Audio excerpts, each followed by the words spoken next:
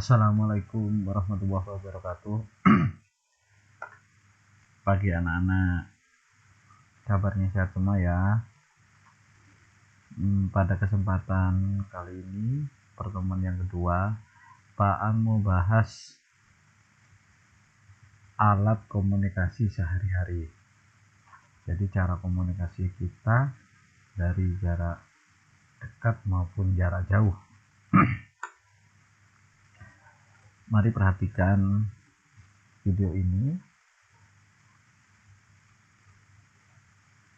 Kemudian nanti kamu akan mengerjakan tugas sesuai petunjuk di video ini. Perlu diperhatikan sebelum Pak Ang membahas. Di sini ada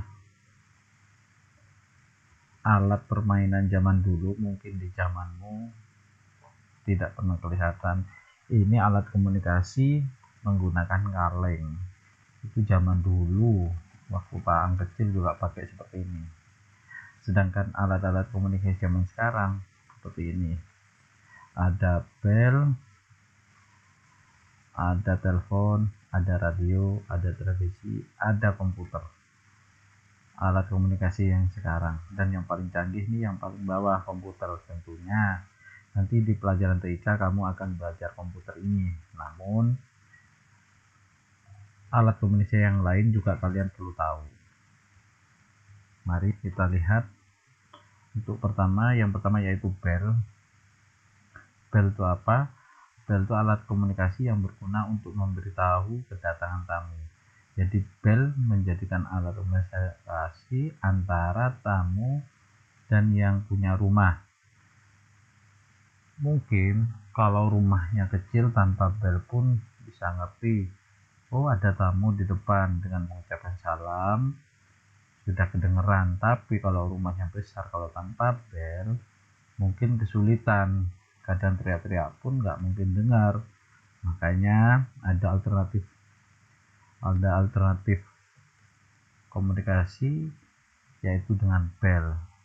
Dan meskipun pintunya jauh dari rumahnya, kalau rumah besar kan mesti jauh, pencet bel nanti akan bunyi di dalam.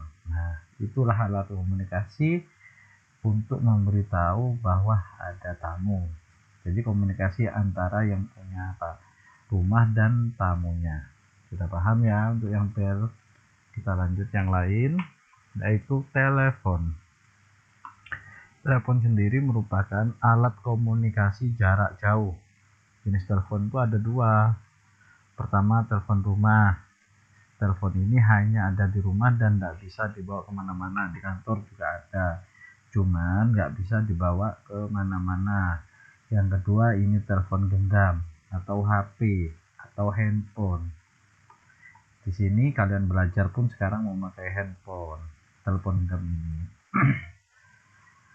Fungsinya sama, ini komunikasi untuk jarak jauh, tapi lebih efisien yang handphone. Handphone ini bisa dibawa kemanapun. Kamu sambil sepeda motoran bisa bawa ini. Kalau yang telepon rumah hanya untuk di rumah saja.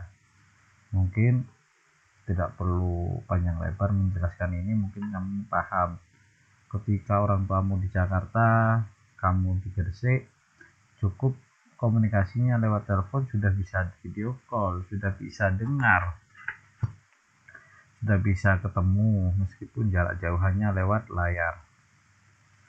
Kita lanjut ya ke pembahasan selanjutnya, yaitu radio. Nah, seperti ini radio. Mungkin zamanmu jarang yang mendengarkan radio ini, namun di mobil saat ini masih ada radio itu untuk mendengarkan kemacetan, untuk mendengarkan berita. Namun radio ini hanya bisa mengeluarkan suara, nggak bisa mengeluarkan gambar. Jadi kamu hanya mendengar berita-berita lewat suara saja.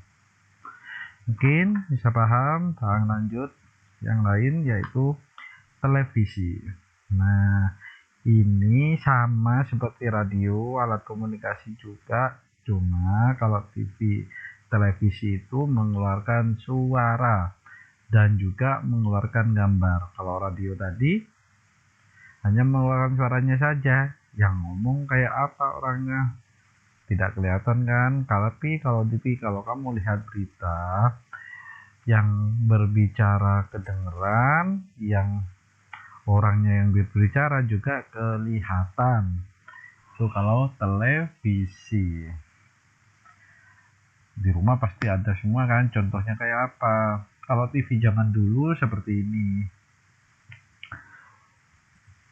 nih, TV zaman dulu tabung bentuknya, antenanya seperti ini. Tapi kalau TV sekarang seperti ini.